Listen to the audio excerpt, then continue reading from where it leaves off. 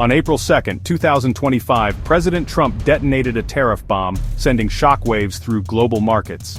The announcement slapped new tariffs on virtually every item imported into the United States. From avocados to automobiles, nothing was spared in this sweeping act of economic warfare. Global markets, already jittery from ongoing geopolitical tensions, went into a tailspin. World leaders reacted with a mix of anger and disbelief, while economists scrambled to assess the potential fallout. One thing was clear: Trump's tariff tsunami threatened to plunge the world into a new era of protectionism and economic uncertainty. Whether this gamble would pay off or backfire spectacularly remained to be seen. But one thing was certain: the world was watching, and the stakes couldn't have been higher.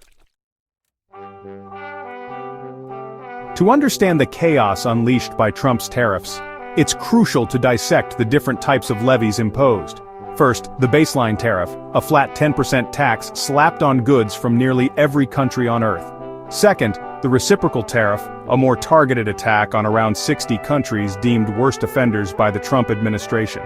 These tariffs, calculated at roughly half the rate those countries charged the U.S. on imports, were a clear attempt to level the playing field, at least in Trump's view. Finally, the auto tariff, a 25% surcharge on all imported cars, trucks, and SUVs, regardless of their origin. This tariff trifecta, a toxic cocktail of protectionist measures, threatened to disrupt global supply chains and drive up prices for consumers. While Trump touted it as a necessary step to protect American jobs and businesses, critics argued it would do more harm than good, triggering a trade war with devastating consequences. The reaction on Wall Street to Trump's tariff announcement was swift and brutal. Stock futures plunged like a stone dropped from the Empire State Building, signaling a bloodbath when the markets opened. The Dow Jones Industrial Average plummeted over 900 points at one point, a dizzying freefall that evoked memories of the 2008 financial crisis. Tech giants like Apple, Tesla, and Amazon saw their share prices crater. Retail behemoths like Walmart and Target braced for the impact of higher costs. Meanwhile, investors sought refuge in safe haven assets like gold, sending its price to record highs. The flight to safety underscored the deep anxiety gripping financial markets in the wake of Trump's bombshell announcement.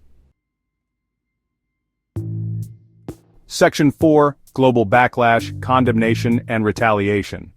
The international response to Trump's tariff blitzkrieg was swift and fierce.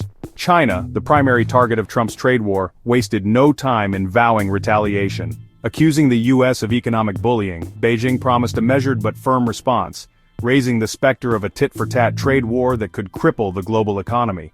Canada and Mexico, partners with the U.S. in the USMCA trade agreement, expressed their displeasure, albeit more diplomatically. The European Union, another major trading partner, also condemned the move, threatening to file a complaint with the World Trade Organization. From Tokyo to London, stock markets shuddered as investors digested the news, fearing a domino effect that could drag down the entire global economy. The message was clear. Trump's tariffs were not just an American problem, they were a global crisis in the making. Section 5: Political fault lines emerge in Washington. Back in Washington, Trump's tariff announcement exposed the deep political fissures that have come to define his presidency. While the move played well with his base, it drew sharp criticism from Democrats and even some members of his own party. 4 Senate Republicans joined Democrats in a symbolic vote to rebuke Trump's tariff policy. House Democrats, emboldened by the Republican defections, announced plans to force a vote on the issue, setting the stage for a showdown with the White House. Supporters of the tariffs argued that they were necessary to protect American jobs and level the playing field with China and other countries accused of unfair trade practices. Opponents warned that the tariffs would raise prices for consumers, harm American businesses that rely on imports, and invite retaliation from trading partners. Section 6: Recessionary Tremors. Economists sound the alarm. As the initial shockwaves from Trump's tariff announcement subsided, economists began to grapple with the potential long-term consequences. The consensus was grim. The tariffs, if implemented fully, would likely trigger a recession, send inflation soaring, and cost the average American household thousands of dollars per year. The National Retail Federation warned of higher costs for consumers on everything from clothing and electronics to groceries and automobiles. The warning signs were flashing red. Trump's tariff war threatened to plunge the US and the global economy into a prolonged period of economic stagnation. Section 7, Economic Emergency, Fact versus Fiction. In a move that surprised no one familiar with his penchant for dramatic pronouncements, Trump declared a national economic emergency to justify his sweeping tariffs.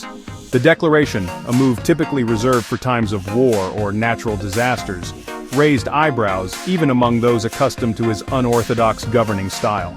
Trump argued that the tariffs were necessary to protect the United States from economic aggression from China and other countries. He claimed, without providing evidence, that these countries were stealing American jobs, manipulating their currencies, and flooding the U.S. market with cheap goods. However, fact-checkers were quick to point out the flaws in Trump's logic. They noted that the U.S. economy was already strong, with low unemployment and steady economic growth.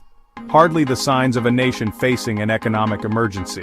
The declaration of an economic emergency, widely seen as a desperate attempt to circumvent Congress and ram through his protectionist agenda, was met with skepticism and derision by legal experts who questioned its legality and predicted a flurry of legal challenges.